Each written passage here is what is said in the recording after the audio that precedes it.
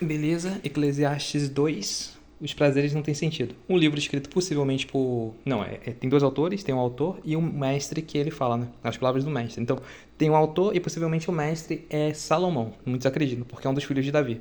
Mas não é confirmado. Mas possivelmente é. Ele terminou o primeiro capítulo falando que ele correu atrás da sabedoria.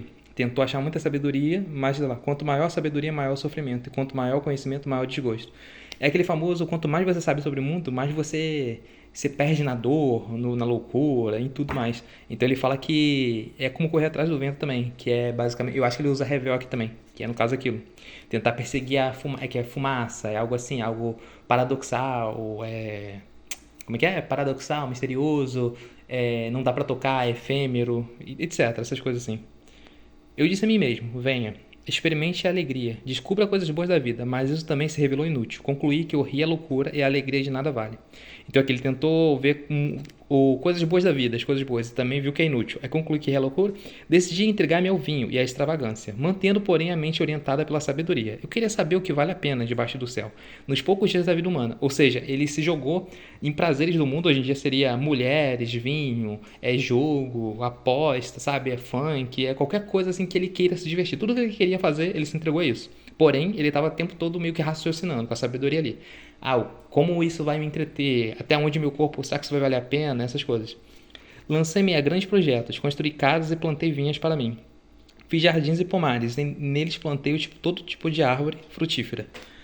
Construí também reservatórios para irrigar os meus bosques verdejantes. Comprei escravos e escravas, e tive escravos que nasceram em minha casa. Além disso, tive também mais bois e ovelhas do que todos os que vieram antes de mim em Jerusalém.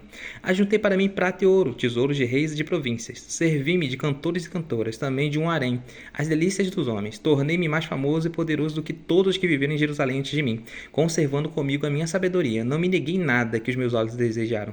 Não me recusei a dar prazer algum ao meu coração. Na verdade, eu me alegrei em todo o meu trabalho. Essa foi a recompensa de todo o meu esforço. Contudo, quando avaliei tudo que minhas mãos haviam feito e trabalho que eu tanto me esforçava para realizar, percebi que tudo foi inútil, foi correr atrás do vento. Não há nenhum proveito no que se faz debaixo do sol. De novo, deve ser usado aqui provavelmente o revel, atrás do vento. Então foi tudo. Só que ele não falou vaidade. É que depende da tradução. Aí eu não tenho certeza, porque as traduções sempre mudam. Mas enfim. Então ele viu que se entregar a todos esses prazeres, fazer tudo isso, não deu alegria. Foi tudo. De novo deu um vazio nele. De novo foi meio. Pô, eu não tô feliz. Então ele se entregou a tudo e não valeu a pena do mesmo jeito. Então passei a refletir na sabedoria, na loucura e na insensatez. E o que pode fazer o sucessor do rei, a não ser repetir o que já foi feito? Percebi que a sabedoria é melhor que a insensatez, assim como a luz é melhor do que as trevas. O homem sábio tem olhos que enxergam, mas o tolo ainda anda nas trevas. Todavia, percebi que ambos têm o mesmo destino. Aí fiquei pensando, o que acontece ao tolo também me acontecerá. Que proveito eu tive em ser sábio? Então disse a mim mesmo, isso não faz o menor sentido. Nem o sábio nem o tolo serão lembrados para sempre nos dias futuros. Ambos serão esquecidos. Como pode o sábio morrer como o tolo morre? Por isso, desprezei a vida, pois o trabalho que se faz debaixo do sol pareceu-me muito pesado. Tudo era inútil, era correr atrás do vento. Desprezei todas as coisas pelas quais eu tanto me esforçara debaixo do sol, pois terei que deixá-las para aquele que me suceder. E quem pode dizer que ele será sábio ou tolo? Todavia, terá domínio sobre tudo que realizei com o meu trabalho, e com a minha sabedoria debaixo do sol. Isso também não faz sentido. Chega ao ponto de me desprezar por todo o trabalho no qual tanto me esforcei debaixo do sol. Pois um homem pode realizar o seu trabalho com sabedoria, conhecimento e habilidade. Mas será que deixar tudo o que possui como herança para alguém que não se esforçou por aquilo? Isso também é um absurdo e uma grande injustiça. Que proveito tem um homem de todo esforço, de toda ansiedade com que trabalha debaixo do sol? Durante toda a sua vida, seu trabalho é pura dor e tristeza. Mesmo à noite, sua mente não descansa. Isso também é absurdo. Para o homem, não existe nada melhor do que comer, beber e encontrar prazer em seu trabalho. Eu vi que isso também vem da mão de Deus. E quem aproveitou melhor as comidas e os prazeres do que eu?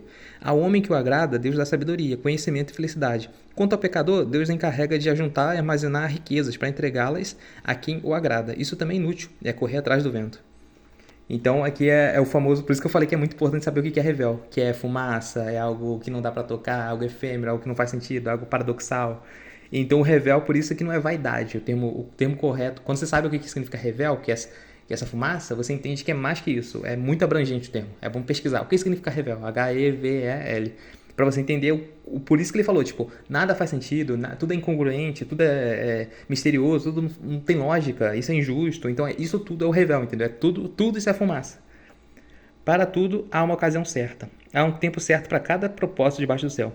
Tempo de nascer e tempo de morrer. Tempo de plantar e tempo de arrancar o que se plantou.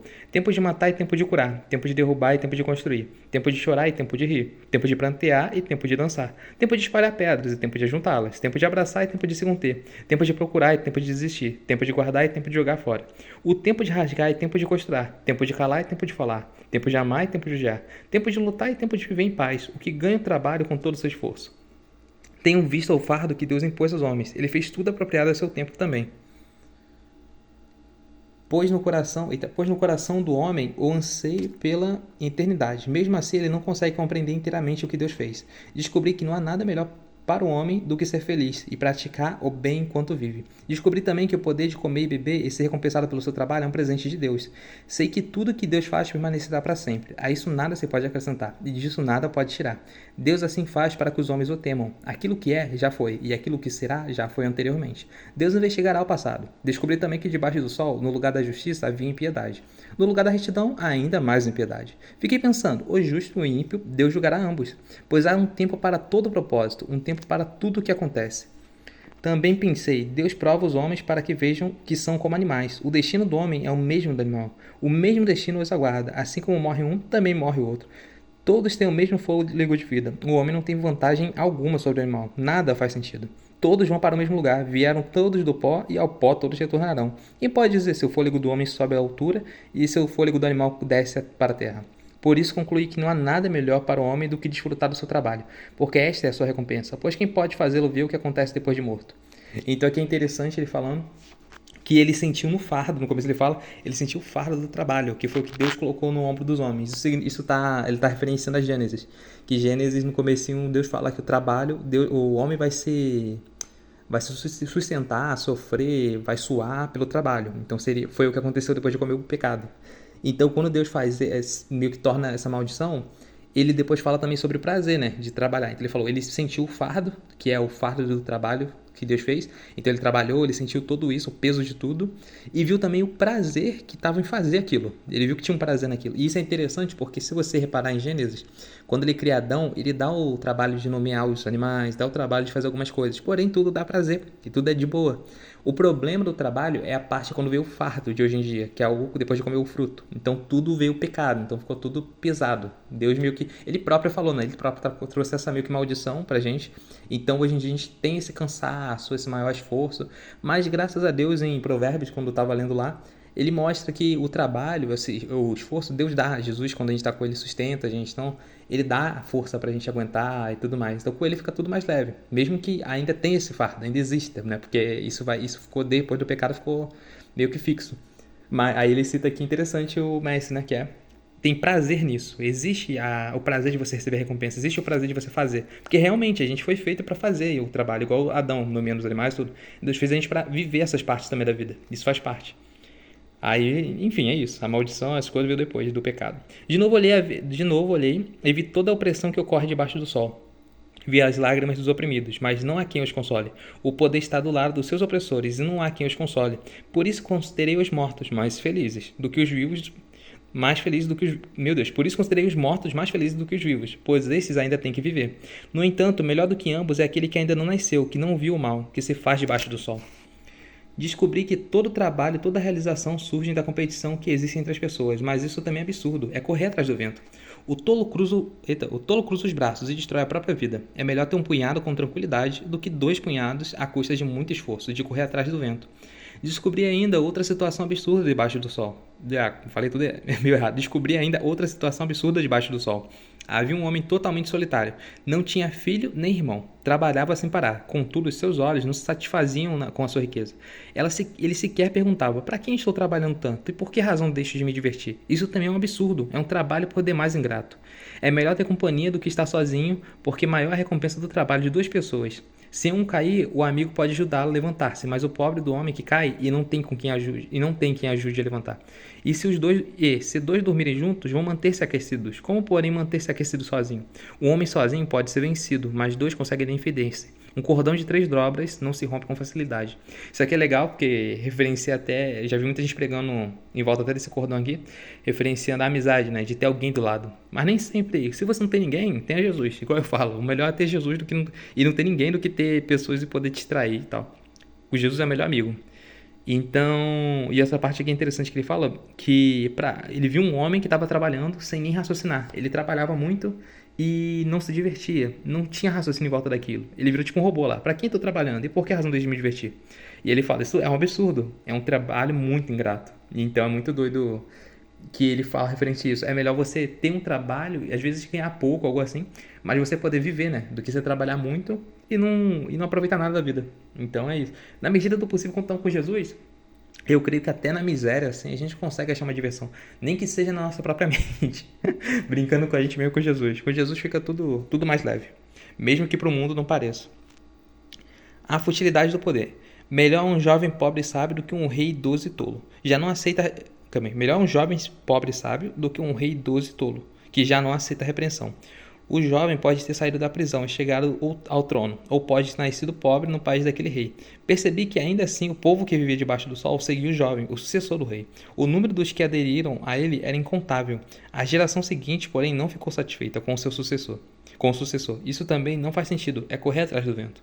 Quando você faz o santuário de Deus, seja reverente. Quem se aproxima para ouvir é melhor do que os tolos que oferecem sacrifício sem saber que estão agindo mal. Não seja precipitado de lábios, nem apressado de coração, para fazer promessas diante de Deus. Deus está nos céus e você está na terra, por isso fale pouco. Das muitas ocupações brotam sonhos. Do muito falar nasce a prosa vã do tolo. Mais uma vez falando das ocupações brotam sonhos, do muito falar nasce a prosa vã do tolo. Então por isso que o tolo, na Provérbios fala que o tolo fala muito, né? E ele só quer falar o que ele pensa, ele não tem raciocínio em volta disso. E aí de muito falar nasce a prosa vã do tolo. É o tolo que fica falando sem parar. E das muitas ocupações brotam sonhos. Então quando você está muito ocupado, fazendo muita coisa, aí você começa a sonhar. É da hora. Então quer dizer que você está trabalhando, você está agindo. E aí o sonho vem de você alcançar alguma coisa. Maneiro. Quando você fizer um voto, cumpra-o, sem demora, pois os tolos desagradam a Deus. Cumpra o seu voto. É melhor não fazer voto do que fazer e não cumprir. Forte também. É melhor não fazer nenhum voto do que você fazer e não cumprir. Não permita que a sua boca o faça pecar, e não diga ao mensageiro de Deus, o meu voto foi um engano. Por que irritar a Deus com o que você diz e deixá-lo destruir o que você realizou? Em meio a tantos sonhos absurdos e conversas inúteis, tenha temor de Deus. Se você vir o pobre oprimido numa província, isso aqui foi forte que eu fiquei raciocinando, porque eu fiz um jejum, fui fazer um jejum ontem. Nossa, eu entreguei antes, bem antes, não consegui. Não... Aí eu fiquei pensando, pô, eu fiz um voto, eu fiz um jejum, né? É tipo um voto, e não entreguei tudo. E aí ficou, dá essa culpa nesse negócio. Mas Deus é misericordioso, eu vou pesquisar pra ver na Bíblia, até no Google, qualquer coisa, pra ver, em volta da Bíblia, lógico, pra ver se eu encontro aqui na Bíblia o que fala em relacionado a jejum, assim. Mais forte, raciocínio viajeiro, que é do nada, viajando mesmo. Se você viu o pobre oprimido numa província e vir que lhe são negados o direito e a justiça, não fique surpreso, pois todo oficial está subordinado a alguém que ocupa posição superior, e sobre os dois há outro em posição ainda mais alta. Mesmo assim, é vantagem a nação ter um rei que governe e que se estresse pela agricultura. Se interesse, interesse pela agricultura. Quem ama o dinheiro jamais terá o suficiente. Quem ama a riqueza jamais ficará satisfeito. Com seus rendimentos, isso também não faz sentido. Quando aumenta os bens, também aumenta os que consomem. E que benefícios trazem os bens a quem possui, se não dá um pouco de alegria aos seus olhos? O sono do trabalhador é ameno. Quer coma pouco, quer coma muito, mas a fartura de um homem rico não lhe dá tranquilidade para dormir. Há um mal terrível que vive debaixo do sol, riquezas acumuladas para a infelicidade do seu possuidor. Se as riquezas dele se perdem num mau negócio, nada ficará para o filho que lhe nascer. O homem sai nu do ventre de sua mãe. E como vem, assim vai. De todo o seu trabalho em que se esforçou, nada levará consigo. Há também outro mal terrível. Como um homem vem, assim ele vai, e o que obtém de todo o seu esforço em busca do vento. Passa toda a sua vida nas trevas, com grande frustração, doença e amargura. Assim, descobri que, para um homem, o melhor é o que mais vale a pena comer, beber e desfrutar o resultado de todo o esforço que se faz debaixo do sol. Durante os poucos dias de vida que Deus lhe dá, pois essa é a sua recompensa. E quando Deus concede riquezas e bens a alguém e o capacita a desfrutá-las, a aceitar sua sorte e de ser feliz em seu trabalho, isso é um presente de Deus. Raramente essa pessoa fica pensando na brevidade da sua vida, porque Deus o mantém ocupado com a alegria do coração. Caraca, muito da hora. E eu acho que foi, né? Caraca, foi tão rápido. Depois de Marcos, que eu tinha que ler o bagulho rapidão, foi bem curto. Mas forte isso, porque mostra que a pessoa que adquire bens, fala aqui atrás que aquele que busca bens, né? Como é que falou aqui? Deixa eu ver. Quanto mais bens também aumentam os que consomem, que benefícios trazem bens a quem possui, se não dá um pouco de alegria aos seus olhos. Então as pessoas que vão comprando, comprando, e quanto mais aumentam os bens, também aumentam os que consomem. Então o pessoal vai querendo mais, outros vão querendo, porque o bem vai aumentando. E para que vale isso, se ele só traz alegria um pouquinho? E aí fala no final uma coisa muito legal, até por isso que ele é o livro da felicidade, né? Que é quando Deus dá riquezas para alguém e capacita para desfrutar, ou seja, tem gente que tem, se a Bíblia tá falando que capacita para desfrutar, quer dizer que tem gente que tem riqueza, mas não usa, não utiliza de nada. Então são aquelas pessoas que você vê que às vezes ficam milionários, bilionários, que você vê a história que tirou a vida, que não parava quieto, eu trabalhava, trabalhava. E trabalhar não tem problema, é uma benção. Mas tem gente que acaba que exagera, não passa tempo com a família, não passa tempo, não aproveita nada, não tem descanso, começa a pegar ansiedade, depressão, qualquer coisa assim, ou nada, né? Hoje em dia tem tanta gente falando que tem, não sei. Enfim, algum problema, sabe? Ele ocupa tanto a mente com coisa que não deve, tipo excesso de trabalho, ou excesso de não trabalho também errado, que é o preguiçoso. E aí é um pecado. E aí fala que quando Deus dá a riqueza para a pessoa, e ele também capacita para ela desfrutar da riqueza, então é um presente de Deus. E aceitar a sua sorte, ser feliz no trabalho, isso é presente de Deus. Raramente essa pessoa vai ficar pensando na brevidade da sua vida. Ou seja, raramente ela vai pensar, nossa, eu vou morrer, nossa, o tempo está passando. Não, ela nem vai pensar nisso. Porque Deus vai manter ela ocupada e com alegria de coração. E isso é uma verdade. Quando a gente começa a obedecer a Deus, e isso varia em vários, né? Pode ser obedecendo indo à igreja, fazendo algo que ele mandou, ou igual, sei lá, lendo a Bíblia todo dia, orando, fazendo alguma coisa, curando do corpo, como diz a Bíblia, trabalhando, e aí você começa a trabalhar, ele fala para você fazer um empreendimento, algo assim, e aí ele te abençoa, ou às vezes, não um empreendimento, às vezes é algo mais básico, às vezes você não fica milionário, às vezes você fica vivendo uma vida bem de boa, casual, e você vai vivendo assim, você nem percebe o tempo passando e você tem prazer em estar vivendo. Então você fica ocupado fazendo muitas coisas e tendo prazer nessas muitas coisas. Porque você fica tendo prazer no trabalho, como foi falado antes, prazer em se ocupar das coisas e ainda consegue valorizar, desfrutar de tudo que você conseguiu. É tipo eu vou começar a trabalhar e aí. E aí eu vou. Não, eu acho que não agora, mas depois eu vou comprar um PC no futuro. Provavelmente lá em 2027. É, hoje é 2027 ou 28. Aí eu vou comprar um PC, montar um PC legal ali e vou poder jogar quando quiser. Depois eu vou comprar. Eu amo mangá, vou comprar um do One Piece. Nossa, eu amo One Piece. Aí depois eu vou ter o One Piece pra ler. Então eu vou desfrutar dessas coisas que eu adquiri com o meu trabalho, com o meu esforço que Deus me proporcionou, que Deus me deu. Porque tudo é dele, tudo vem pra ele, tudo para ele. Então, se ele me deu tudo e ele me deixa desfrutar de tudo, eu já tenho que ter certeza que ele é um presente dele. Então, se eu pude comprar, nem que seja uma garrafa, e com o meu esforço, e tô passando tempo, eu posso beber água nessa garrafa, posso descansar às vezes mexendo no celular, ou um livro simples, eu agradeço, porque sei que é um presente de Deus eu poder estar descansando depois de trabalhar e usando algo que eu comprei. Então, esse momento de eu poder simplesmente só estar ali vivendo de boa, esse prazer, nossa, é um presente de Deus, glória a Deus. Por isso que é bom ser grato o tempo todo. A Bíblia diz, vamos ser grato, vamos valorizar, vamos agradecer. Você tá aqui, você tá respirando, você tá feliz, você tá comendo, você tá cuidando.